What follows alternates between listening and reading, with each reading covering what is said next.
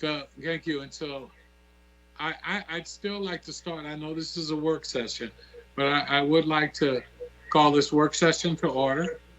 And we begin. It is now 8:02, but I would like to start with the Pledge of Allegiance as well, still. I pledge allegiance to the flag The flag of the of the United United States States of America of America, and to the republic to the for republic which it for stands, which it stands, one one nation, nation, under God, under God, indivisible, indivisible, with liberty with liberty and and justice justice for all. for all. Good.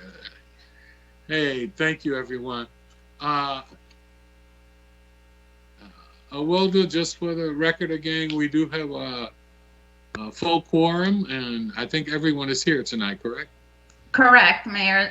We have full council on the meeting. Hey, I'd like to welcome all of my fellow council members this evening.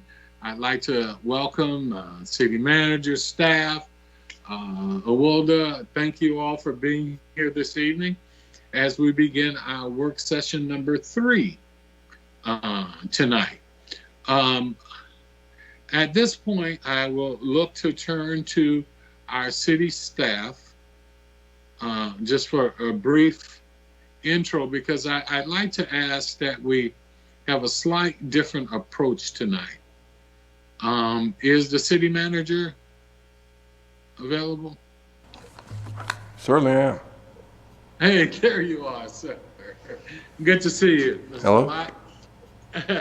Al, what I'd like to do as we begin, and with the concurrence, and what I'd like to do with our city council, is, as we've gone through before, we've talked about, and I know some have mentioned about wanting to have some additions, some ideas, additions to the budget. What I'd like to see if we could address some of those prior to getting started tonight. So we'll have a baseline, a foundation of any of the additional things that council members would like to do, so that we can put it in, not necessarily to have to vote tonight, but at least would have an idea of some of those ideas that may be added in and the impact, so that you can make sure that the city staff and all the departments are prepared as we go through that.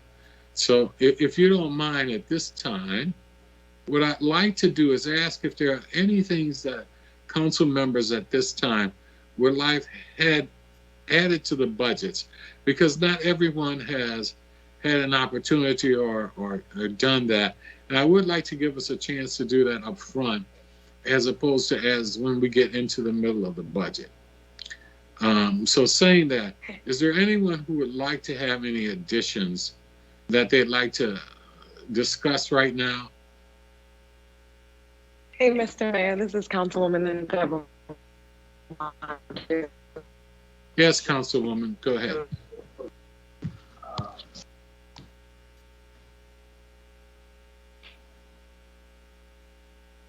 Councilwoman Under Mamadu?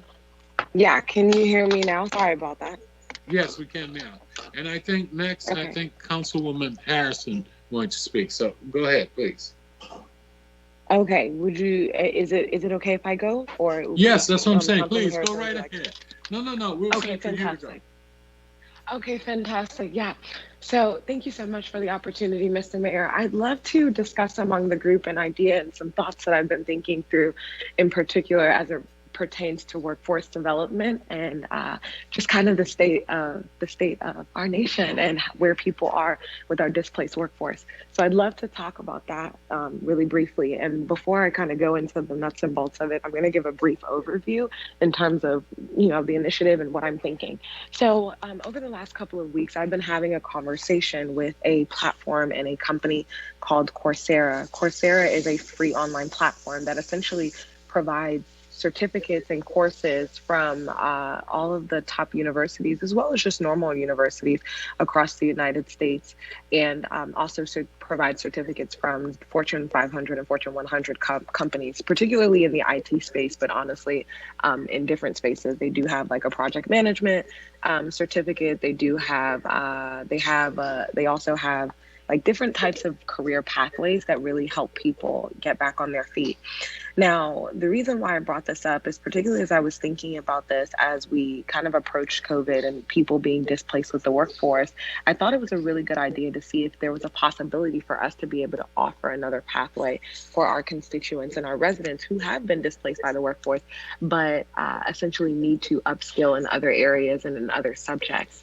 So what this would essentially look like is us entering into a potential pilot partnership with Coursera, where we would essentially provide access to the platform to our residents. It would start off with a small number, anywhere from 125 to 250, because Coursera typically out of the box is a $500 per year commitment by an individual who chooses to engage in the platform. However, because we are a government entity and because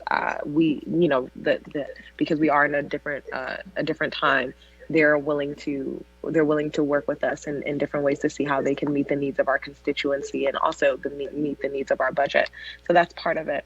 So essentially what would happen is we would enter into a pilot agreement, ideally for 1 year, if the city's open to it, 2 years, depending on how we feel based off of our discussion. From that pilot program, essentially what would happen is 125 to 250 residents would have access to this platform to be able to take courses and upskill in different areas, depending on what areas they're interested in, but they would have complete and total access to the platform. What's interesting and what's unique about this particular program and what they have to offer is that they have a pathway called the Scholars Program. And essentially what the Scholars Program does is once you gain or obtain the certificate, whether that's a PMP certificate or whether that's an IT certificate, because of the connections and the platform that Coursera is, they do provide direct recruiting for a lot of Fortune 100 companies. So there's two assets here. One is in providing these key components and these key kind of access to different residents that need it to be able to upskill in different areas depending on the areas of their interest, but then also for them to have direct access to employers. I think when you think about our demographic and the people that do live in our city, you're talking about a lot of people that are really working at well and highly qualified jobs.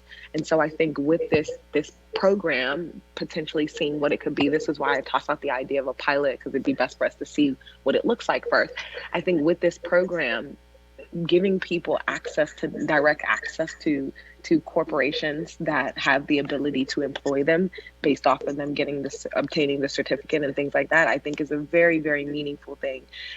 Just to give you a quick overview really quickly, there are a couple of states that have launched the same program as well. Particularly the state of New York, Governor Cuomo launched it. The state of, but Minneapolis also launched this as well, and so did Ohio. So those are a couple of the other areas that launched this. I don't have a definitive price today, to be honest with you. The price that they kind of came up with, not sure where we stand on that, but I do think that by the end of the budget cycle, in terms of when we start approaching the end, when we're going to adopt it, I think that we will possibly reach an adequate price. Today, that price looks like $50,000 for the pilot. Coursera is typically $500 per month, $500 annually per user. And so that is already at their government discounted rate. So they have specific prices for government. So that's already at their government discounted rate. But I do have confidence to see kind of how we feel about that number, to see if there's anything else that could be done, because I know that we're a municipality and we're not a state, so our funds are limited. But I do think that this is a really, really, really beneficial program that gives certificates and pathways to direct jobs and direct recruiters and direct hiring managers from universities all over the United States, as well as corporations all over the world. And so I think this could be really, really huge for our community. But again, this is why I say pilot, for us to see what it looks like first before we actually enter into a binding contract and say, hey, this is what we're going to do for the entire city. So I will see if anybody has any questions. I'd love to answer or give more context if anyone needs any. I think I would, if you don't mind, I'll let others go. But my first question comes to mind is that this will be specific to Bowie residents, correct? Correct. So the initiative that I'm proposing to the council and that I'd love for us to think about is specifically for Bowie residents. So not for Prince George's County, not for the state of Maryland, specifically for Bowie. Okay. And at this time, any other council members have any questions they'd like to ask? Yeah, if I could, Mr. Mayor, more of a comment, not necessarily a question here. Councilwoman, a great initiative. I think that you kind of touched on all the points, especially about displacement of the workforce, et cetera, et cetera. Now, while I'm familiar with Coursera, you may have done this already, and I'm just messing you up here.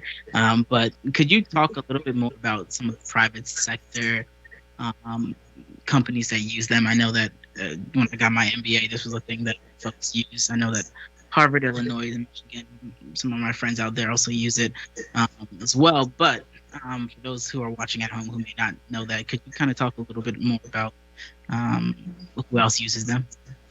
Absolutely. That's a great question. So the idea of Coursera was basically evolved from two Stanford professors, and they basically had a vision and they wanted to democratize access to the world's best education. So essentially, Coursera was founded by two Stanford professors, and they had a vision of providing access to the world's best education to anyone, anywhere in the world.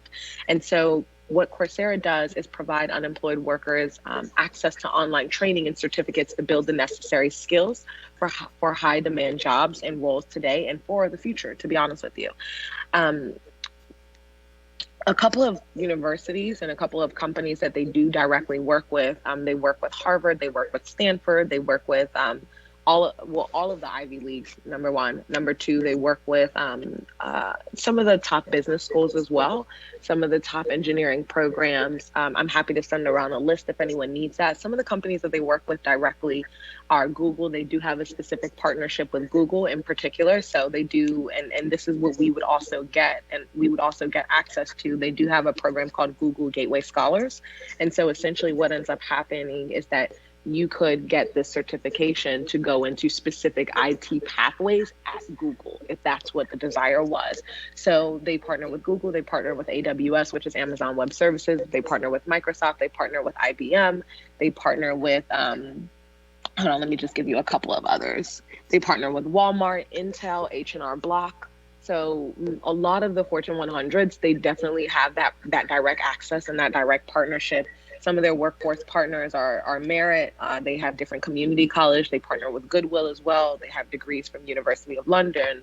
Oh, I'm not degrees, but pathways from University of London, Northeastern, Northwestern, and so many others. So it's not necessarily specific in terms of knowledge base specifically to the US, but it's really global.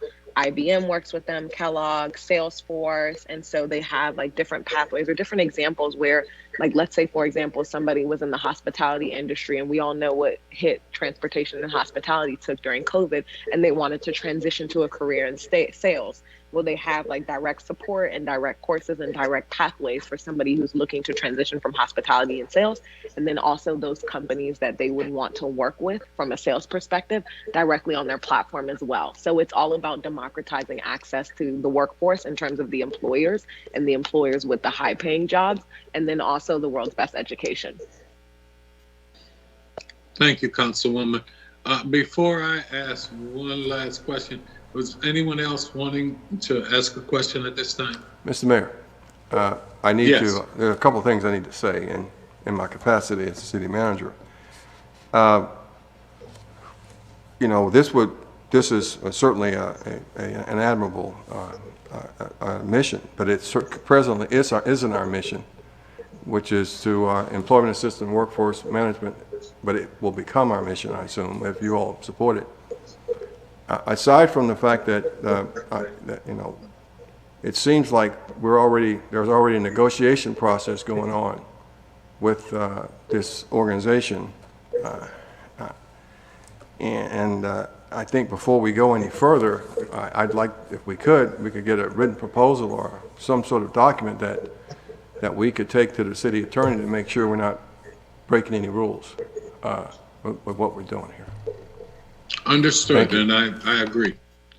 Because one Mr. question- City Manager, I will have that in your email in 2 minutes. Well, city I manager. beg your pardon? Actually, I'm sorry, I didn't mean to talk over you. Go ahead, city manager. Well, I wanted to, I didn't hear the councilwoman, what she said. I wanted to make sure I got it. Oh no, I said that I'll have that in your email in 2 minutes. And just for the record, there is no negotiation or anything going on. Most of the time when you engage in certain companies and say, hey, I'm interested in your service, what is it that you offer? They just send you blanket information. So there has been no like conversation on like cost pricing in that capacity. There's been nothing like that. It's just more like, can you send us information because we're interested in learning more about what you offer? So that's all. But I'll send it to your email right now. Thank you, Councilwoman, and thank you, City Manager. Make sure that we're keeping things in order. Councilwoman Harrison. Yes, Mr. Mayor. I would like to actually talk about or ask my questions during the community services report. Okay, if that works best for you, that's fine. Yes, thank you. All righty. Any other council members at this time? Yes, Mr. Mayor. Councilmember Gardner here. How you doing, Councilman? Please go right ahead. Doing well. Myself and Councilmember Wolfrey we're working on a project, and we will be prepared to providing the council as well as our constituents with this project information going forward. But we're looking at putting together a program that would address the anti-littering effort here in the city. And we're a little off guard. Was not prepared for providing any information tonight on this. However, as we move forward, we will provide that, and we're looking at putting in and adding a new objective in the community services budget. Sounds good. Hey, thank you, Councilman. We look forward to hearing that. Thank you, Mr. Mayor. Councilman Wolfie. Thank you. Yes, and you know, one of the things we talked about, and I'll just say quickly, there was a conversation we had about that over the weekend with some constituents and others, and that was about people taking responsibility for their own properties and making sure we continue to maintain the beauty of the city by making sure we pick up the litter. But that's a great idea. I look forward to hearing from you. All right. Thank you, anyone Mr. else Mayor. at this time? No, thank you. Anyone else at this time? If not, City Manager, I appreciate your patience and the rest of the staff as we kind of talk through some of these things and put those out. And now I turn it over to you. Well, thank you, Mr. Mayor and City Council. It's my pleasure to listen to the dialogue amongst you all, since this is your process, not mine. I propose my budget. I'm just hoping to get something passed by the middle of May. And it doesn't matter what it is, as long as it's legal and ethical, all right? So here we go.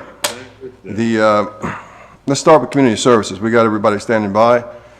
Just as a matter of an interesting note, the current proposed budget for community services is $14,658,000, and that's on page 24 if you want to look at that. So this is a major part of our budget here.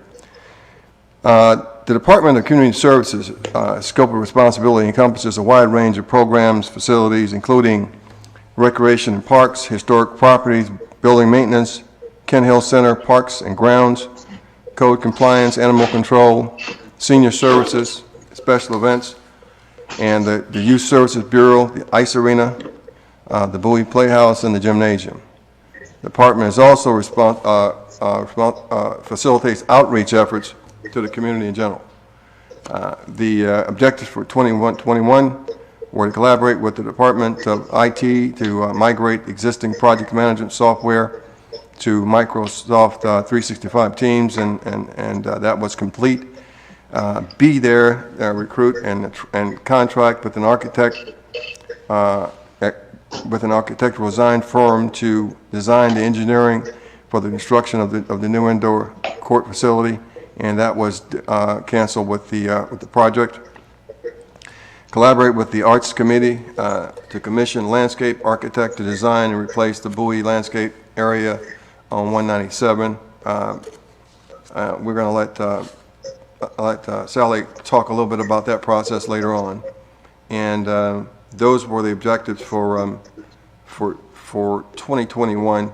And with the C there, we anticipate completing that by June 31st, June 30th, 2021.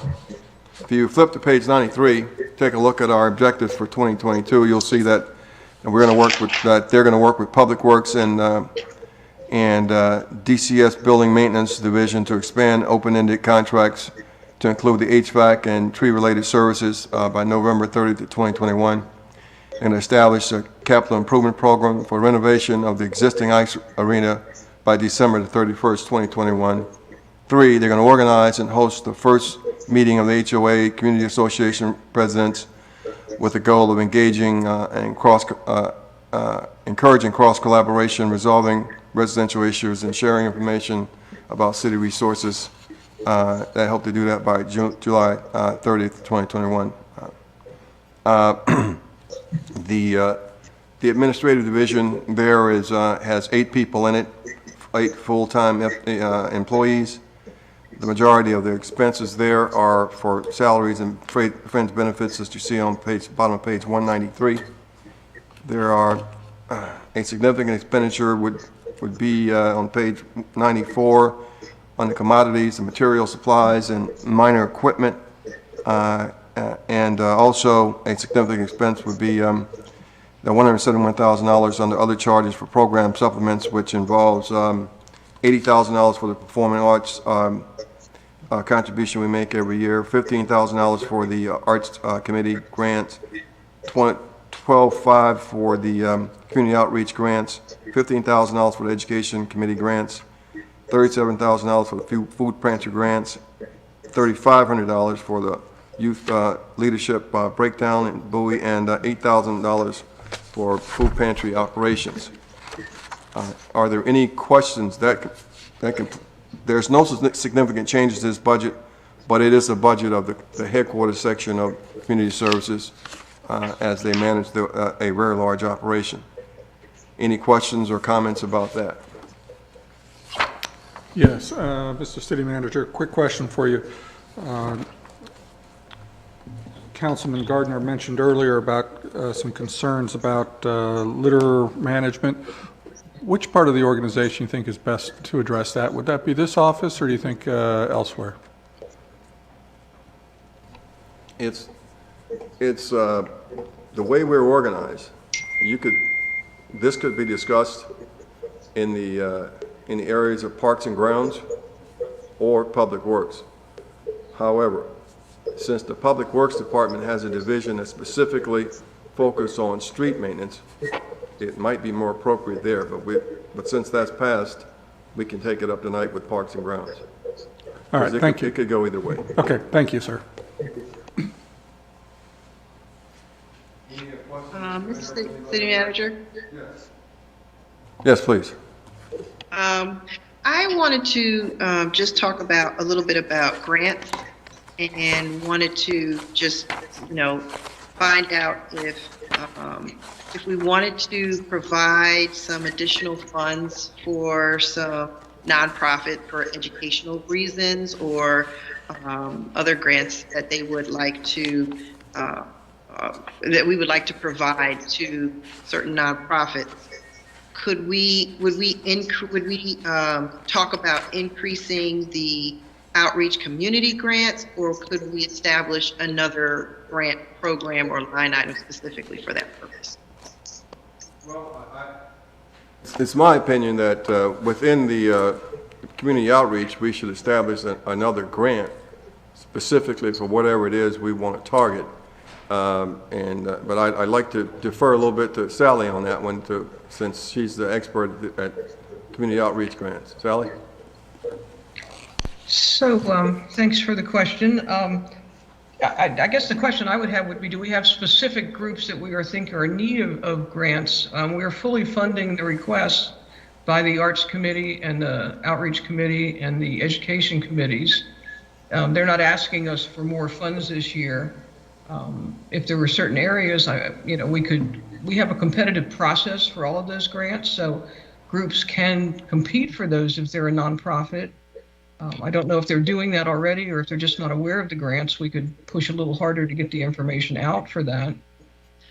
So, Sally, I received a proposal from Educator for a robotics program, and it's for I think it's like $3,500. So, but I was just wondering, and so what would be that she would have to go through the process to get a grant from the outreach committee, correct? Well, that grant would probably be through the education committee because it's a robotics program, although we'd have to look at the parameters of what she's doing. Okay. Perhaps it could fit under either one, depending on exactly what it is she's doing. Now, currently in the outreach program, I think it's a $5,000 limit. The education grants are limited to $1,000 each. By the direction of the committee, they want to spread them more widely across more schools and more kids. So, depending on what she's doing and where it would fit, and if it's a dollar figure that large, it would be our outreach program. So, but hers, what I'm talking about, this proposal is specifically $3,000 to $3,500. So that wouldn't be something we would be able to fund. We would, through the outreach if they decided they wanted to fund it, without knowing enough about the program. Right. I don't know if it fits their guidelines, but they have very specific guidelines for what they want to fund, and we can share those with council. They're not secret. We do publish that every year. It's on the city's webpage as well for what guidelines we're looking for. So now the time frame as far as when grant applications are accepted, what's the time frame for that? Different committees set their own time frames, but the grant program for the outreach committee generally starts right after the budget is approved. So they're ready usually to award grants in July. The education people and the arts both, I think, are a little later in the year. They're trying to get a hold of the teachers who are out in the summer often. But they do get a substantial number of applicants for the education program. Generally, this was an off year because of the COVID situation, but I believe they did spend all of the funds that were appropriated, but I don't believe they have a lot of additional requests. It's not like they're turning down 25 requests. They're able to fulfill most of the requests that they get, that they feel are deserving of being fulfilled. Right. What's their total budget that we normally allot to each of the? So the outreach committee grant program is $12,500. The education grant program is $15,000, and the arts committee is $15,000 as well. Okay. So that's a total of $43,000 there. Right. Okay. Plus, there is additional money in the education budget, for example, to fund, and again, we didn't have them this year, but student trips. If you have one of the groups that's going to, Councilman Wolfley would be able to tell me the name of the group in particular, but I know they have certain groups where they have to compete in-house, and then they compete across the state, then they might go someplace else. We have $5,000 set aside to help fund them if they ask for it. The Youth Leadership Bowie program is $3,500, which goes to students who are involved in that program. Education Committee and Arts Committee, they have additional funds, which are also included in this budget to do other programs, but they're not outright grants. Okay. Got it. Okay. I think that answers my question. Welcome. Thank you very much. Thank you, Councilwoman. All right, City Well, Manager? Yes, sir. We're ready to go. All right, then. The next discussion will be start on page 95, which will talk about our building maintenance division of the Community Services Department.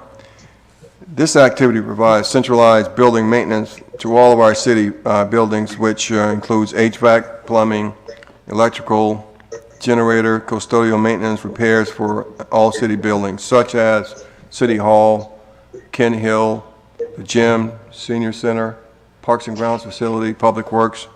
And so these people are really busy and have a tremendous mission. The Objectives for 2021 were to implement the centralized building maintenance program. By August the 30th of 2020, they were able to complete that assignment. B was to complete the City Hall HVAC Phase 3 engineering study and RTU1, which is rooftop unit 1 modifications and enhanced zone controls. As you all may be aware, when I arrived here in 17, we were having significant problems with the quality of the air quality and the functionality of the HVAC systems, in particular RTU1. However, we hired some new people, got some better technology and more technically competent people, and we're on top of that now. And as a result, the study indicated that we didn't have to take any actions for rooftop unit 1 because we were on the verge of replacing, and that would have been very expensive, and I'm glad we didn't have to do that. If you look at the next block, you see our performance indicators were generally the same from one year to another, maybe a little bit of a deviance here and there, but the maintenance of the facilities was ongoing even through COVID-19. Objectives for 2022 are to manage and complete the HVAC replacement project at the gym. As you all remember, the CIP project, that's $1 million project, and the HVAC systems at the gym are 20 plus years old and at the end of life. 2 there, collaborate with Public Works Department and coordinate the generators replacement of WWTP building by June 30th, the wastewater treatment plant, excuse me, sorry for the acronym, by June 30th, 2022, and that one's, that's a must-do also. There are no significant changes in this division's budget for this year. There are 12 full-time FTEs in this division. Most of the amount of money is here is salaries and wages because there are a lot of people there. And you'll see that we spend down in repair and maintenance on page 96, $261,000 in building repair and maintenance. And Sally can give us a rundown from that if we need it, but primarily for contractual services for electrical, plumbing, heating, and air conditioning situations. Our HVAC systems are very complicated. We have a control. Our controls are as important as the actual hardware itself, and it requires a lot of maintenance and forethought. Also, down at the bottom of 96, we spent $88,000 on repair and maintenance, lumbers, nail hardware, and all the things we need to keep everything operational. And that concludes my discussion on that division. We're prepared to answer any questions about that. City Manager, again, this is not probably the best place for it, but I would like to ask, where should we put? I really would like to see us hold at least maybe 2 city council meetings on a Saturday morning, so a lot of our elderly and those who work in the evening can actually participate. Would that have any impact on the budget? I don't think in building maintenance, but I just want to ask that question because I think it would serve our residents well, particularly the elderly, who at 8 o'clock at night as we start doing things, it would be good if we gave them an opportunity to join us. Would there be any cost factors or anything we need to look at from building maintenance? Or where would you recommend that we put that in since the City Hall is typically closed on Saturdays? Well, sir, for somebody who's over 65, I appreciate your concern for my lack of sleep and getting sleepy at 9 o'clock since I'm a senior citizen. I don't see that will have any major impact on our budget whatsoever. That's a discussion we can have when we get to the city clerk and or the city council's component, where you all can simply stipulate right then that when and where you want to have what month or at what point you want to have meetings. For example, if you give us direction to say, okay, I want during the course of a year, instead of the 2 meetings per evening, and the evenings per month, your direction is you'll have one of them, at least 1 meeting per month on a Saturday, going from 9 to 12. and we can set that up. And it's simple enough for the building maintenance guys to adjust the controls so that if the people who are in the building will be okay. The same way we did when we had that special meeting to talk about projects. Okay. So we as a council will get to that. When we get to that point, we can have that discussion. Thank you very much. You bet. Please go right ahead. If there are no any questions about building maintenance, we'll go to something that you all know and love, of course. That would be housing inspections and code compliance. Just as a matter of fact, to show that everybody's fair and equal, 2 years ago I had a retaining wall put on my front yard. I want you to know one of the neighbors called the code enforcement department, and they came by and measured my retaining wall to make sure that it was within the 3 feet limits of our codes. So nobody's immune to this sort of thing, and of course I would have taken it out on the contractor if things hadn't been right. But anyway, the rental housing inspection program, general code compliance activities related to residential housing and commercial properties, and the licensing and building permit functions of the city are managed by this division.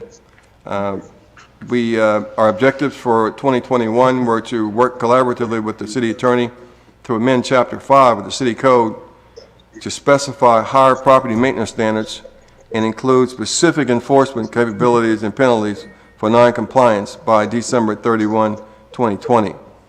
Code amendment was adopted by the council on June the 4th, 2021 regarding rental licensing. Additional amendments are being considered and worked on by the city attorney along with the supervisor of the code department, and we expect this to be complete in 2021, in June of 2021. Reduce the rental inspection interval for single-family dwellings from 14 months to 12 months to coincide with the license renewals by January 2021. That was completed. Collaborate with the communications office to develop four outreach educational short videos to be published on social media by May 31st, 2021. A video focusing on rental inspections has been completed. 3 additional outreach videos will be complete by May of 2021. And one of the things as we all know, I think that we have an outstanding video production operation here, and so we expect that will be done without fail. Continue community education and outreach by participating in 6 community-based events and homeowners association meetings by June 30th, 2021. Code enforcement, code compliance hosted a town hall meeting titled Code 101 in September of 2020. Code compliance has reached out to community HOAs and made themselves available to participate in virtual HOA meetings. And there have been limited meetings and events because of COVID-19, but this objective is ongoing. And that Code 101 was a great session, and many of you might have seen it. Very informative for our residents as to why we do things and why we seek compliance. Convert the housing and code compliance fleet from gas to all electric vehicles by 2025. We're on course for that. 3 new Chevy Volts were purchased. 4 electric vehicles have now been assigned to the housing and code staff, and the objective is on course to be completed in accordance with that objective. If we go to page 99, we'll see that objective for 2022 is establish a comprehensive exterior inspection program for commercial properties, achieving weekly inspection for all commercial properties, and program to be implemented by July 30, 2021. Collaborate with the city attorney and propose draft modifications to Chapter 26, fencing, residential parking, and storage regulations of the city code to be presented to the council by December 31st, 2021. And number 3 there, to continue community education and outreach by participating in 6 community-based events and homeowners association meetings by May 31st, 2022. There are 8.6 full-time employees here in our code compliance division. And just for a matter of information, a lot of people think, well, our people are in position to ride around and observe and patrol. They don't do much of that because with only 8.6 people and 18,000 houses, most of their actions are complaint driven, and that just keeps everybody busy. We need twice as many people to do more than that. Salaries and fringe benefits are the big expense since we're people heavy there, obviously. Contractual services, we spend $52,000 on printing brochures and promotional materials and court order abatement, grass mowing, and that sort of thing. It's also there's $4,500 on travel and training for our people, and that concludes the formal part of the code. Anybody have any questions or issues with the code division? Yes, Mr. City Manager. I know we do the code 101s, which I think is great, but I think there's some limits to that in terms of the reach. Is there a way we can put something in for the objectives for this fiscal year, or this maybe by the end of this year, to do something maybe with the website and UNA's various resources, message boards and the like, to educate people about their obligations for pursuing permits and just kind of general high volume code problems. We just, there's some things that, pop up from, it just seem to be pretty regular. If we could do something about that to try and get word out, because I know we get folks I get constituents who are saying, gee whiz, I didn't get a permit because I didn't know I needed one. I got one from the county or what have you. And they should be, on their own, they should be able to figure it out. But nonetheless, it does end up being a problem for everybody, including ourselves, when folks have missed that obligation. Well, I mean, let's make a place mark for this particular idea, and we'll hit it hard when we get to the communications division. Okay, fair enough. Thank you. How about that? All right. Sally has her hand up. So what I was going to comment on is that we also put something in the spotlight every time the spotlight comes out. And we were just talking today, as a matter of fact, about doing a mailing, and possibly more than once a year, when we make code changes especially, but we could also include other information in those if we're doing those quarterly postcards or twice a year postcards. I like whatever creative ideas you come up with. Well, I'll have Sally coordinate with Una, so that when Una's turn is in the hot seat, she can tell you what her plan is, because I'm sure she'll, once we give her admission, she'll jump right on it. Excellent, thank you. Mr. City Manager, I do have a quick question. In regards to a code that, there was a letter that a constituent sent in at our last council meeting regarding code 26-2, the fence requirement. Are those questions answered after, are those constituents called or spoken to after the meeting? Or how does that work in regards to those type of questions? We explained what the rules and the codes are about you're talking about in particular the setback issue, right? Right. Right. Yes. And as a matter of fact, that's the objective 2 for 2022 is for the city attorney and work with Jamie and to come up with a code that seems to be more lined up with our residents. That particular code, many of the residents, for one reason or another, are at odds with it. And when they complain, we explain what the code is to those residents, and they want to know, how can I fix it and what can I do? And the answer is to get the city council to modify the codes, and so that that lack of compliance situation goes away. So that's being worked on right now, with the intent to have something to you all by December 31st, 2021.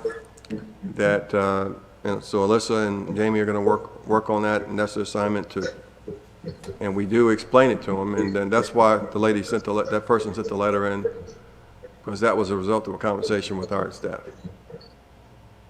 Okay, so you said you would get something to us in regards to. Yeah, if you look at on page 99 of the budget, Right, objective number 2, it's an assignment for the city attorney and working with the code enforcement supervisor to draft modifications to Chapter 26 fencing and residential parking and storage, so that we can, and with the intent to attempt to address that that fencing issue, for which you all have the control.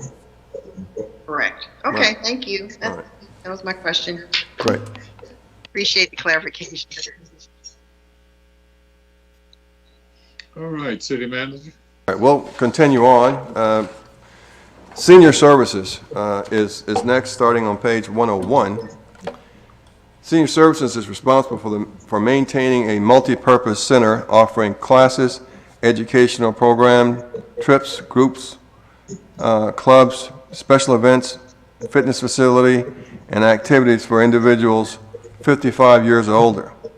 Transportation is available within the city limits to seniors and adults with disabilities. This is a nationally accredited senior center that provides information and referral services to our seniors and the families and caregivers. Prince George's County Department of Family Services sponsors a nutrition program similar to Meals on Wheels for both congregated and homebound meals on Monday through Friday. The center provides a liaison service through the advisory board. Information about the Bowie Senior Center is available to the community throughout multifaceted communications plan, which includes a monthly newsletter and inclusion on the city's website. The objective for 2021 there were two. One of them was to implement a succession plan for the senior transportation staff by July 31, 2020. The hardware and software for a computerized transportation dispatch program has been purchased. New hiring and succession planning will coincide with the transportation services being restored. So this is on hold until we get the mission to get going again, and the governor, of course, controls that. I understand something's coming down the line, but I'm not sure, in opening in some capacity pretty soon. Yeah. In support of the new gymnasium senior center campus concept, collaborate with the city gymnasium to expand the senior classes and wellness programs by December 30th, 2020. The campus concept will be implemented within 30 days of reopening. It was held up for COVID, of course. As you look at our performance issues for 2021, things were obviously less because the senior centers were the first things that were closed by the governor. But we're looking forward to cranking things up in FY 2022 when we get the go-ahead from he and Ms. Also Brooks. For 2022, there's a plan to reopen and market the senior center by 30 September for planning purposes. Hire transportation assistant supervisor and implement a new transportation dispatching software. Conduct a transportation services survey by November 30th, 2021, and host at least one flu shot clinic at the center by December 31st, 2021. Looking at our personnel, we have 14.8 full-time employees, and that's why our salaries and wages are as heavy as they are at $865,400, $228,200 there. If you go to page 103, you'll see that our expenses are on public utilities, repair and maintenance, as would for any large building, and we spend $93,000 on operating supplies, and so that ends our quick discussion about the senior center. Even though it's no significant changes to the budget, we're hoping to open up as soon as we get the go ahead. Any questions, comments, or for me or any of the staff? A quick question, Al, as we, city manager, real quick. As we look at the senior center and opening it back up, as we look at, will there be a requirement for additional, and I guess commodities, i.e. PPE, hand sanitizer, those kind of things? Is all of that already included within the budget? Sally, you want to chime in? Yes, sir. We've already included that in several of our budgets. we're prepared Okay. to have extra PPE and et cetera on site, yes. Okay. Thank you. Are there any other questions about senior services? Hearing none, we'll move forward. The Youth Services Bureau. The Youth Services Bureau is jointly sponsored by the City of Bowie and the State of Maryland and Prince George's County. The primary goals are to promote positive youth development, prevent juvenile delinquency, and reduce family tension and conflict. The staff provides direct services and counseling for families, groups, and individuals, information and referrals, crisis intervention, suicide intervention, substance abuse prevention, community consulting, drug and alcohol-free events, school intervention, teen mentoring programs, and a school liaison. Additional services added to the FY 2020 budget provide programs for youth 16 to 24 who are not currently engaged with work or school. Due to the stressors facing families in 2020, we converted most of our FY 20 and 21 programs to online formats and added content to our website and social media posts. We also collaborate in delivering online forums for youth and family and parents with local community leaders. In FY 2022, the Bureau expects to receive approximately 85% of its funding from the City of Bowie and the remaining coming from a $95,117 grant in state funds processed through Prince George's County Local Government Management Board, and $50,000 from Prince George's County Council, and $24,000 from fees and donations. In 2021, one of their goals was to host a family math night by May 31st, 2021. This event was held virtually and the objective was complete. Item B there was to provide a community education night for the purpose of informing the public about the effects of anxiety on youth, their families, and their communities by June 30, 2021. In response to the COVID crisis and community needs, staff collaborated with community organizers to offer 4 events, meetings, and with topics that included anxiety, social justice, and COVID-19. Therefore, this objective was complete. There is one change, significant change. There will be a 0.1 FTE customer service upgrade that should cost $4,525, and that prevents us from using overtime for certain employees, and which is, as you know, can be costly. If you look at page 105 there, the objective for 2022, we're to host a youth forum to gather information about the needs of youth in the community by November 30, 2021. Number 2 there is develop hints for helping your child with homework, program by March 31st, 2022. There are 11.9 full-time FTEs in this particular program division, and therefore salary and fringe benefits are the majority of the expense. There's $19,300 in professional services, including consulting contracts with the County Council Special Appropriations Grant, and of course there is some $31,600 costs from commodities for supplies, administrative offices, and the mentoring program. Any questions for either myself or the staff regarding our Youth Services Bureau? Yes, Mr. City Manager, this is Councilman Gardner. Can you hear me okay? Yes, sir. Got you loud and clear. Okay. I just have a question for yourself and staff, and Sally or someone could address this. My concern here is that some of these services that are provided under youth services are provided by Prince George's County as well as the state of Maryland. I don't want to charge our residents twice for a service that's being offered by either the county or the state. Could someone do basically, for lack of a better term, a reconciliation of what we're offering and what the county is offering, and perhaps what the state is offering, and maybe let council know if there are any duplications of services offered by any of the other governments, then perhaps we, as the city of Bowie, would not offer such services under our youth services program, thus saving our residents money and not charging them twice for the same service. Yes, sir. We can have our people do a matrix, I assume, which would take the services that they provide and then moving across and saying whether the state and or the county provides a similar service. We can do that between now and our last work session or so, or sooner.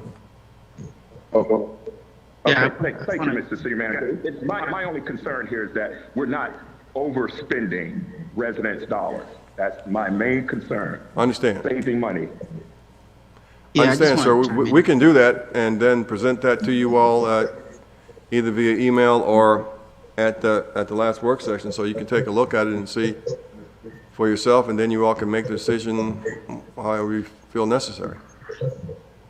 Thank you. I would prefer to do that publicly rather than email, so that the residents at home too can see what we're doing and understanding. Hey, a price of an orange is $1, and the county's charging us this $1 for this orange. I don't want to also then charge the residents again from the city of Bowie for this orange. So I'd rather do it publicly. Well, we'll have it ready for either the next work session or the following one. Okay. There may be some research involved, but we'll work hard on it. We'll certainly have it ready before the budget's over. Councilman Boafo, did you have a question? No, I was just going to chime in and say, I mean, this was part of, I agree with Councilmember Gardner's assessment here, right? We don't want to overcharge residents. And this was part of our strategy last year, why the budget was a little delayed. So we can get that information, and thank you, Councilman Gardner, for asking for that. I think that's really helpful. But if we can get that breakdown sooner than later, that'll be helpful. And again, publicly, that'll be helpful as we try to make a decision here. Thank you, Councilman. I think it's back to you, City Manager. All right, yes, sir. Excuse me, Mr. City Manager, just one quick comment as well. I believe we do get a little bit of funding. If we could bring that to the table as well, just so people are aware of what we get from grants from the state and or the county. You're right. We get $95,000 from the state of Maryland, and I think I said it earlier. Did we get that? I'm sorry. Right. It's but we'll include that in our oh yeah, sure enough, 95,000. And then 24,000, and then some more. But we'll break it all down, so we'll see what the functions are, and compared to what the county, because I know county's got a lot of stuff. Thank you. All right. Anything else regarding youth services?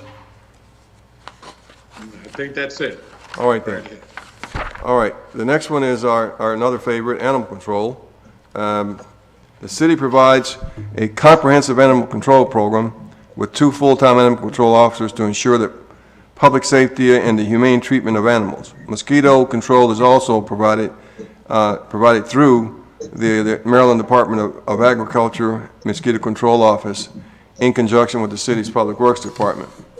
Objectives for 21 were to provide a trap neuter return of feral cat educational class to Bowie residents by November 30, 2020.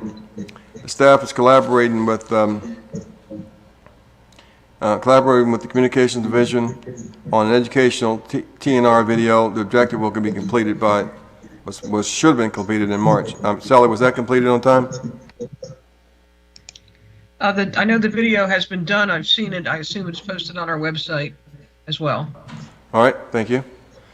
Number B there is collaborate with the Prince George's County Health Department and host 2 low-cost vaccine and microchip events at City Hall. This was deferred because of COVID-19. Collaborate with the Green Team and host 2 dog park events by June 30, 2021. This was also deferred COVID-19. If you look at our objectives for 2022 at the bottom of page 107. Provide a trap, neuter, and feral cat education class by November 30, 2021, and collaborate with the Prince George's County Health Department, 2 low-cost vaccine microchip events, and again, we're going to try the green team and host the 2 dog park events by June 30. There are, as I mentioned earlier, there are 2 full-time, hardworking Bowie employees in this small division. We provide services Monday through Saturday, and we're covered by the county on Sundays, I understand. And also, therefore, the larger part of this budget is personnel and fringe benefits with supplies and program supplement like Bowie Claw, Trap, and Neuter return being $7,500 expense. Any questions regarding animal control? Okay. If there aren't any questions, the next division to talk about would be the Recreations and Parks Division, where that's on page 110. The city provides recreational opportunities and park amenities for use by city residents and guests.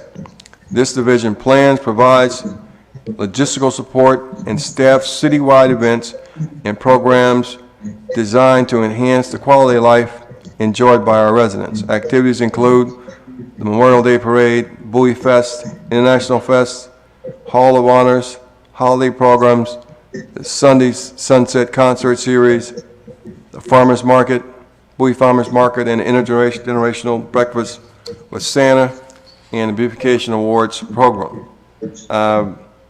There were 3 objectives for 2021: identify and complete phase 3 of the city public safety trails marking program by October 2020. That was complete.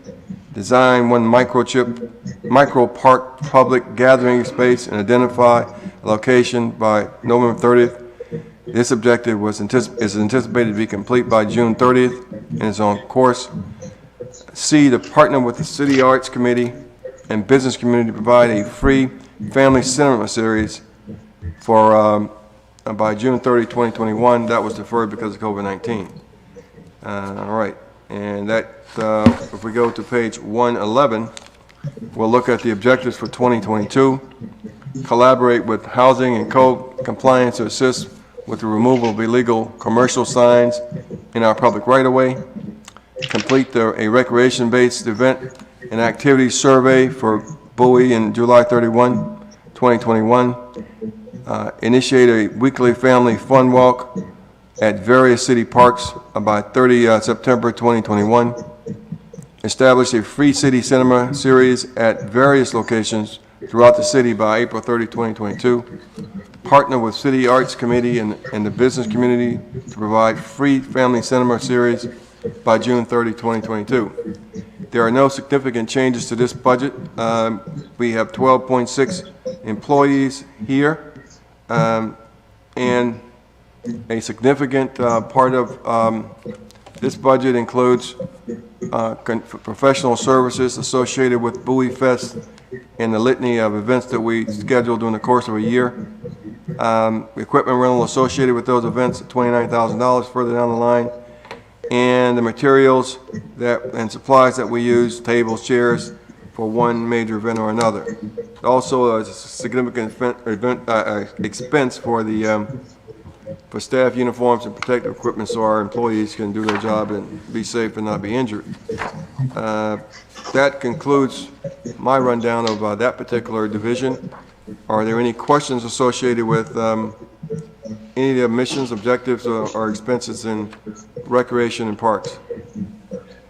City Manager. Yes. I have a question that I've received from several members of our disability community, our disabled community, asking about adult change tables being possibly provided in our parks. Charlie, could you give me some feedback on that or thoughts on that? So you're asking about adult change tables in the restrooms in our parks? Yes. We do not have any in our parks at this time. I know that there's been a lot of discussion in some places about putting them in. Unfortunately, they do take up a significant amount of space in what is often a very small restroom area. I personally have not received any requests for that. If you have folks that are interested or in the city, if they want to touch base with us, and you can certainly entertain a conversation. Okay, I'll forward some of that on to you. Thank you. Okay, thank you. All right. City manager? Mr. City? Go ahead. Yes, sir. I wanted to jump in now and talk a little bit now maybe about the litter program. This has come up recently. We've had a number of constituents who have raised concerns about growing litter problems in the community. And I'd like for you and the staff to see if you can come up with an anti-litter campaign of some, or a program, I should say. I don't want, campaign makes it sound like it's just an advertising effort, which is not what I'm thinking of here. But something that incorporates coordinating efforts with the State Highway Administration for their responsibilities. There are, a lot of roads that are theirs to maintain, and I know have very responsive staff. When someone calls and complains and kind of indicates that there's a problem, say on 450, people jump on it and make it happen. But I'm thinking more along the lines of something more concerted and ongoing to coordinate with the state folks as well as the county folks for their areas of responsibilities, and then what we could be doing as well for our own streets as well as some of our public spaces that we're responsible for. And then, of course, as was mentioned by the mayor earlier, people have a responsibility to maintain their own property in a clean in a proper manner, and so there's some private property owners that probably need to be brought into the fold, if you will. I think this would be something that would be beneficial, obviously, for all of us, but I'm thinking that trying to capitalize on the coordinative effort and maybe even adding in some of our programs that exist already. For example, I know we have some summer hire programs where maybe we could take advantage of that labor pool for some cleanup efforts, or maybe some efforts with outreach community or other groups to help with getting the community at large involved. Is that something that you can put in to have the team work on a plan for such an effort? Yes, we can start to work on it. I mean, in College Park, we had there were two crews of workers, public works type people, who all they did was go out and 100% of their work was litter management. Of course, College Park was right on Route 1, and so we got a lot of, and the college students, and all of that, and so that was a problem. From what you said, though, we need, we would need a person whose job is to coordinate with the other agencies, because we have 197 and 450 and 3 and 301, and they're I don't want to get political, but I'll say this, that in since I got back here in 2012, the highways are littered more than they were before I went to Georgia. Yeah. And it's noticeable, and especially in the highway, and it's just the way it is. So we would need somebody whose primary job would be to figure out who all these people are and have them on speed dial or on an email length so they could coordinate with them to energize them, because we have also Racetrack Road, Mitchellville Road, county roads, which are long and broad. And I mean, we could take two crews that all they did was just focus on county roads, keeping the trash off of those. So we could we'll take a look at that. Assistant City Manager's got the notes. We'll talk to Public Works. We may need another administrative person whose job is to do this function, and if not, getting other people, because all of our people are generally decisively engaged. Absolutely. But get some other people whose jobs are to patrol the roads and the city roads and knock that out. And generally speaking, I think we're doing pretty good with our facilities, because Yep. Parks and Grounds does that. So we'll have something,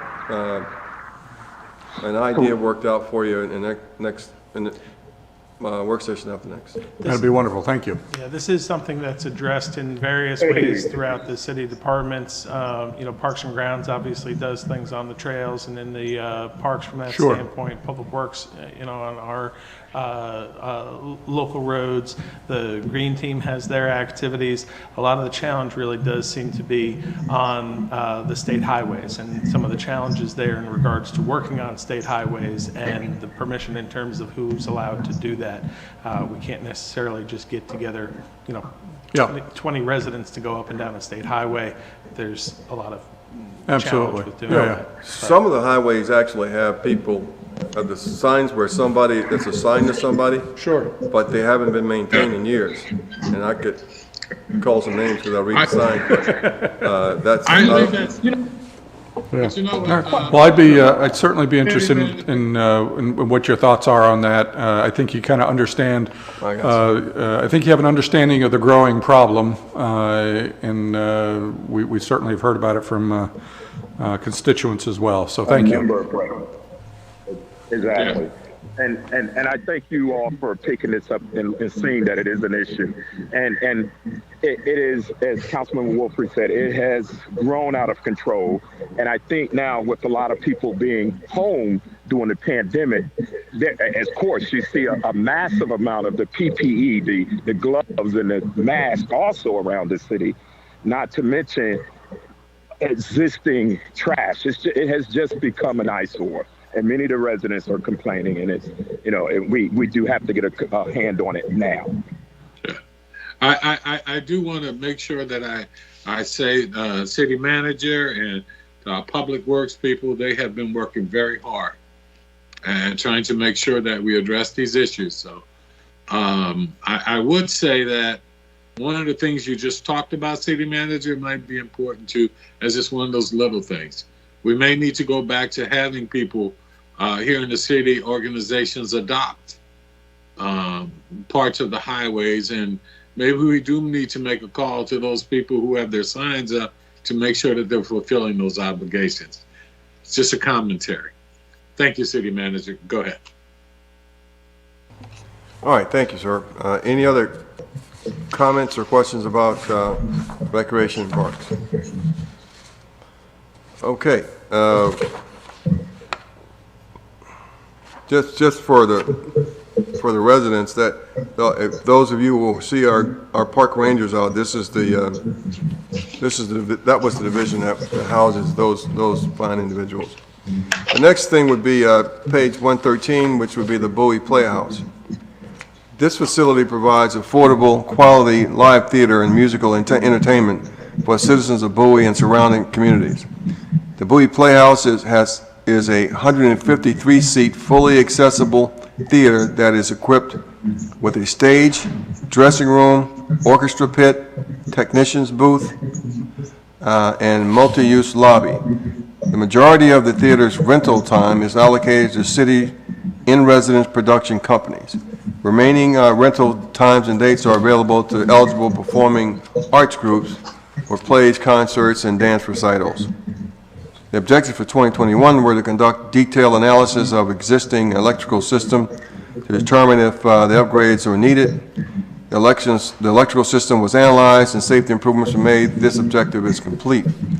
The Bowie Market Bowie Playhouse to attract a third in-resident production company or an alternate types of qualifying rentals by December 31st, 2020. We had limited communications with several potential users, but due to COVID-19, they'll be complete in 22. It was deferred. The objective for 2022, analyze operations viability and economic feasibility for adding video production capability by November 30th of this year. Collaborate with the Bowie Center for the Performing Arts to cross-advertise productions and events and promote production opportunities by December 30th, 2021. And market Bowie Playhouse to attract that third resident production company that we mentioned earlier. There are 2 full-time employees over there in the Bowie Playhouse, and the budget's rather small compared to others, with the bulk and salary and fringe and material, commodities, supplies, and minor equipment listed at the bottom of the page there. Any questions about the Bowie Playhouse? The next one is Parks and Grounds. The responsibility of this division includes the maintenance of ball fields, city parks, bike trails, fences, play areas, play equipment, and flower beds throughout the city. This division maintains all trees, shrubs, and lawns on city property and the fencing along Route 197. Objectives and results for 2021 were to renovate the landscape plantings at Racetrack Road and 450 Marquee by October 31, 2020. That was complete. Collaborate with the Arts Committee to replace the landscape on Route 197 in Kent Hill by April 30th. Currently, that an RFP was published, and staff is working with the State Highway Administration and the Arts Department and the Arts Committee to determine and develop a viable course of action, and that will be presented to the council in due course. Objectives for fiscal year 2022: replace fencing around at the sound wall between Beach Street Lane and Maryland Route 301 by August 30, 2021. Initiate a multi-year pilot non-pesticide turf program for 4 athletic fields at Mitchellville Road by September 30, 2021, and renovate the landscape planting beds in the vicinity of Allen Pond Park Boathouse by April 30, 2022. There are no significant changes to this budget. There are 36.6 outstanding employees in Parks and Grounds, and they maintain all of our fields and keep our facilities and our flower beds and all that in pristine condition. Naturally, there's most of the money spent there in this division was for people, $2,128,900 in salary ranges and wages, $688,000 in fringe benefits. We spend, if you look at page 118, significant amount of money on $621,900 on professional fees for feed, pruning trees, irrigation, repair of irrigation systems, and many other things associated with maintaining 100 plus parks and facilities. The operating supplies, topsoil to maintain recreation fields, operating supplies for White Marsh Park trails, and many other things encompass the $157,000 listed on page 118. And that concludes my short discussion about that division, which is very important. It is a public works-like division, but it's not in public works, but they do excellent work. And any questions or comments? If there aren't any, I'll proceed with the ice arena, which is on page 119. The objective of the ice arena is to provide recreational program for ice skating, recreational indoor ice skating for community residents. The program is administered by 4 full-time staff and is augmented by part-time employees. The majority of the available ice time is devoted to public skating sessions, group sessions, ice rental, hockey, and figure skating, and the arena is open year-round, and it's celebrated in its 50 years in 2021. The objective for 2021 were to work with the community to offer special discount days for local Girl Scouts and Boy Scout troops, as well as the Bowie and South Bowie Boys and Girls Clubs. The objective was to be completed by January 21. Sally, was that objective completed on time? Or it's deferred? I see. I got it. Never mind. Develop and offer a special team, a STEM-based field trip for local and elementary school and middle school classes. It was also deferred, COVID-19.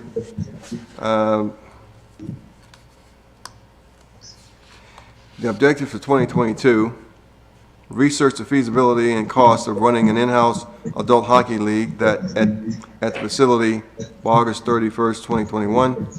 Collaborate with the facility users groups to plan a 50th anniversary celebration highlighting the past, present, and future of ice sports in Bowie by November 30th, 2021. Work with the Education Committee and local schools to offer a Student of the Month program for students showing excellence in education. Objective will be completed in December 31st, 2021, and partner with the USA Hockey to offer a girls-only tri-hockey for free event on February 28, 2022.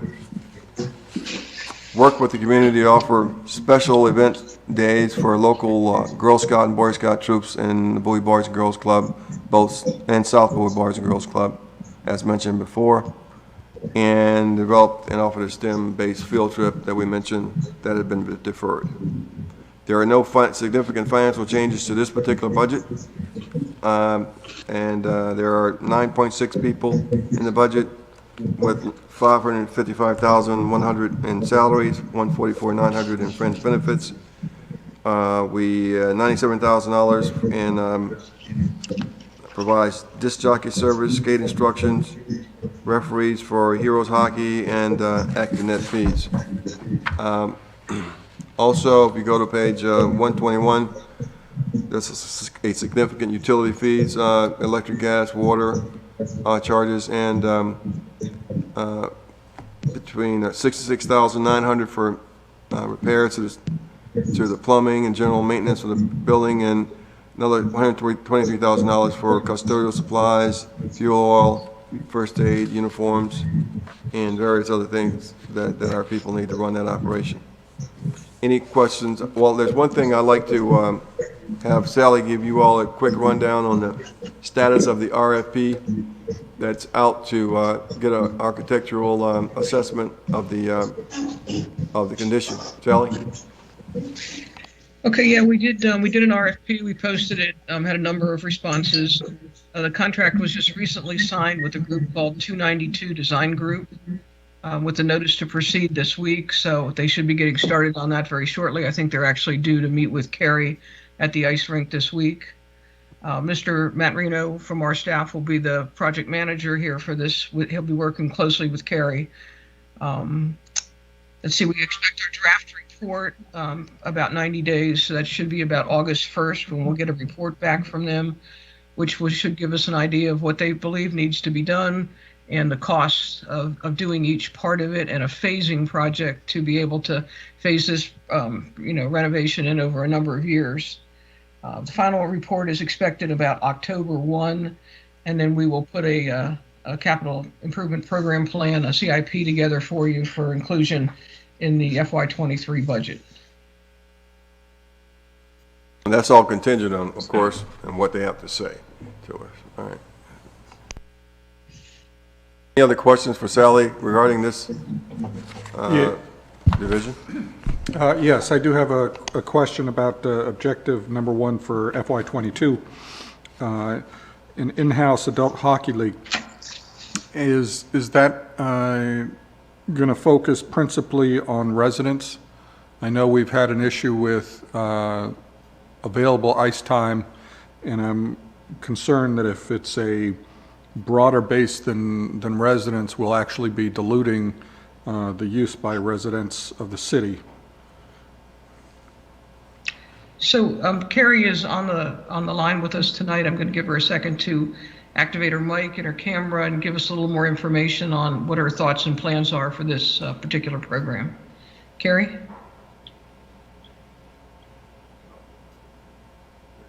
Good evening. Thank you for the question.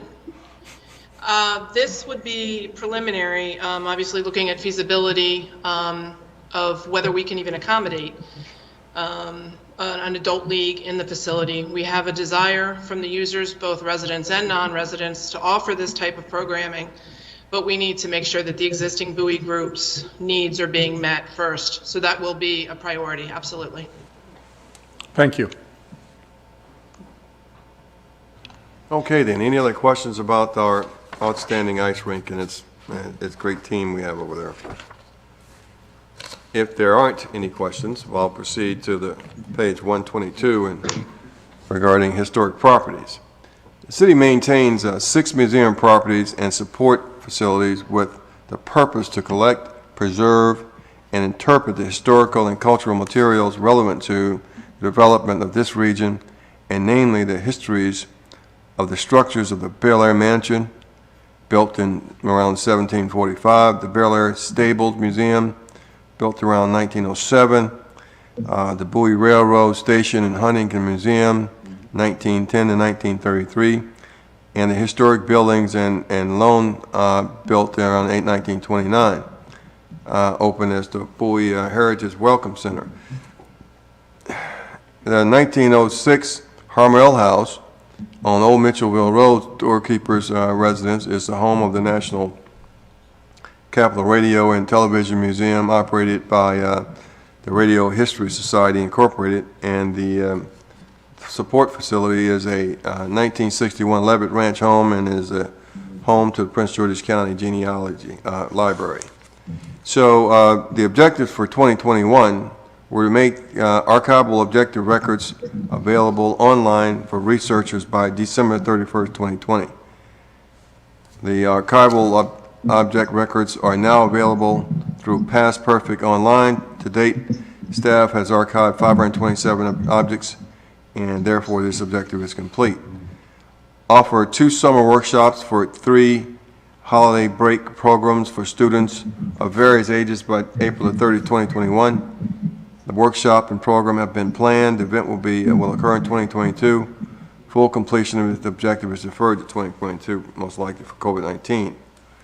The development of innovative series of educational programs for children focusing on the history of the railroad and development of the town of Huntington by May 31st, 2021. Anticipated completion by May 31st of this year. The event is expected to be held in 2022, and therefore this objective is complete. Collaborate with the Special Events Coordinator to design and host 2 outdoor programs to attract new non-traditional visitors by June 30, 2021. Fall Spirits Program and outdoor movies have been planned. Full completion of this objective is deferred till the next fiscal year. The objectives for 2022 are create a strategic plan for future of historic properties by September 30, 2021. Design and appropriate a lasting recognition of the contributions of enslaved people who built, worked, and supported the Bel Air Mansion. Proposed budget for the developed by December 31, 2021. Upload Railroad Museum and Welcome Center archival records to an online platform by April 30, 2022. Offer 2 summer workshops and 3 holiday break programs for students of various ages by April 30, 2022. And collaborate with Special Events Coordinator to design and host 2 outdoor programs to attract new traditional visitors by April the 30th.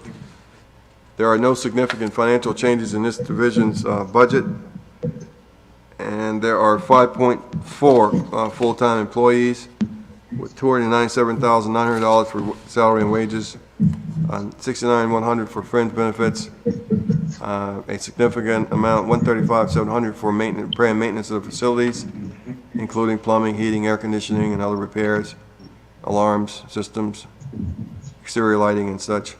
$28,000 for operating museum supply shop at Bel Air Mansion, and $6,000 for general maintenance, paint, lumber, supply, hardware issues for historic buildings.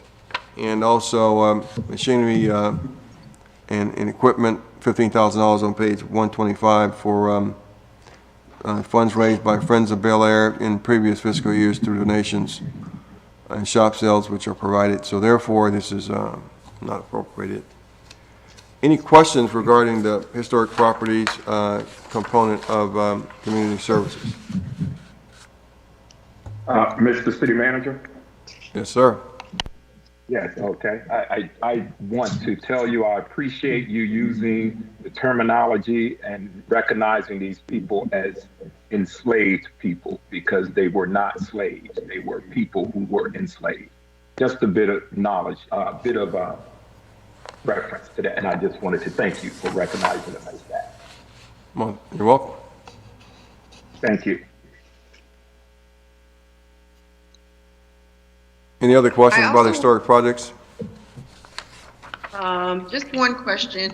I was, I think we all received an email from the Heritage Society regarding a sign that the 60th anniversary committee wants to construct at Sussex Park.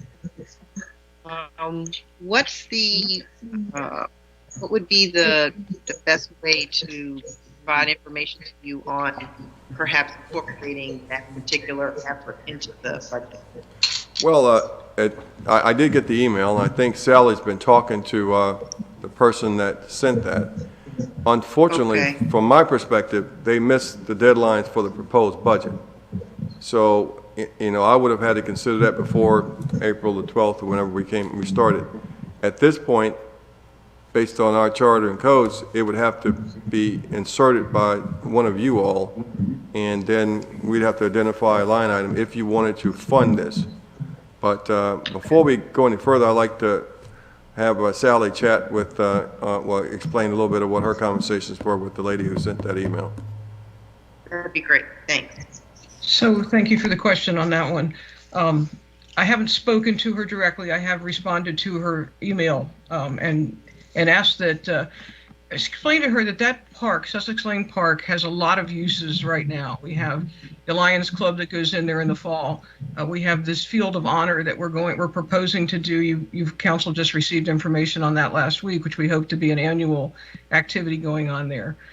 It's the designated place that we're looking at for a possible pocket park. The Arts Committee has identified that they might want to put a meandering kind of path through it with some public art.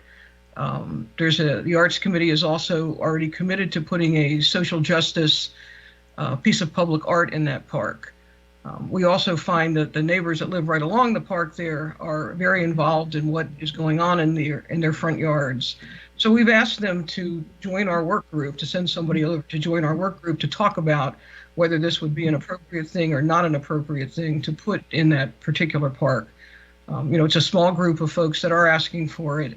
I have some concerns about how the entire community would respond to a sign about Mr. Levitt in the park at the forefront of the city, given some of the background history on that. So, like I say, my thing has been to, as I usually do, invite people to join with us to let's talk about what's the best way to address whatever we want to do in this park. I have not heard back from them yet. So I would suggest that, we put that on hold, and hopefully it will be able to work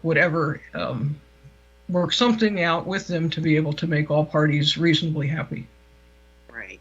I appreciate that, Sally. I just wanted to bring it up since the concern was brought to the council. So thank you. Okay then. Well done, Sally. Nice bit of diplomacy there. So, are there any other questions about historic property? Yeah, City Manager. Yes, sir. I was going to ask you, you think we could perhaps clone Sally and put her in every department in the city? She's doing a phenomenal job. She always has. She's pretty good, but I don't know about that whole cloning thing, but she's a good. Thank you, sir. She's a good trooper. Thank you, Sally. Thank you. Oh, if there are any other questions with the historic properties issue, I'd like to go to last but not least, our great gymnasium. This facility provides gymnasium space for community residents to participate in athletic programs. The majority of the available evening and weekend court time is allocated to organize adult and youth basketball and volleyball. Day and off-season time is available for activities programmed by the city. In keeping with the gymnasium and senior campus concept, morning programs have been expanded to better serve our senior population. Remaining hours are available by reservation, rental, and to community groups. Room rentals are available for meetings, classes, and parties.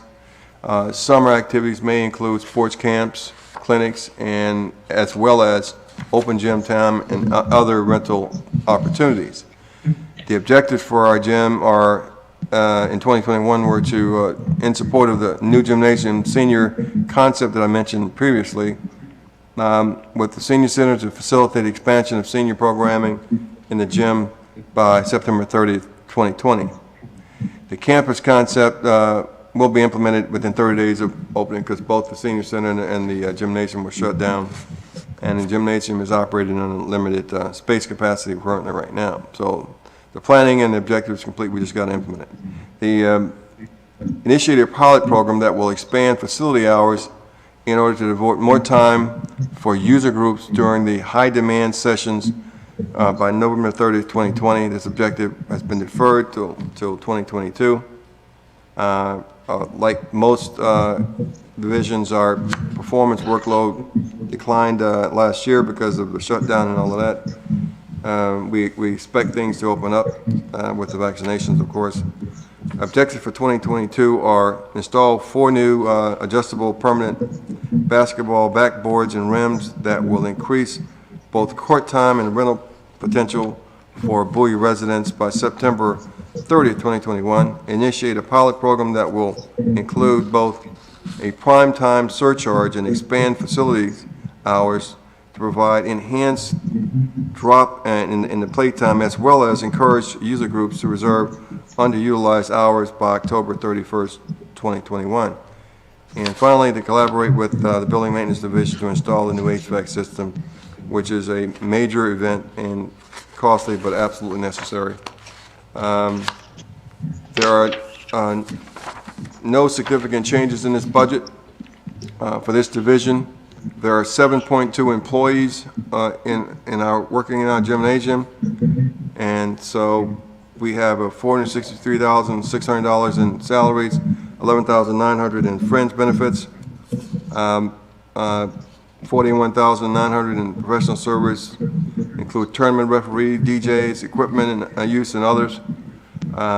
Repair and maintenance for building that big that's $118,500 for electrical, plumbing, HVAC, and did I mention that was reaching the end of its life, and $34,400 in operating supplies on 128 and for various programs and custodial services. We are operating, I believe, right now at a 50% capacity in accordance with the directives from the county exec.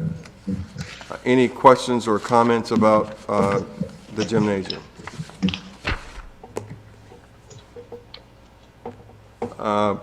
If there aren't, I will like to say there was if you look at the schedule for today, it lists the city rentals and usual fees. We've already covered that. We covered that back with the CIP project. That should not have been entered there, but if you want us to go over it again, we can, but that was covered then by Byron on 2 sessions ago.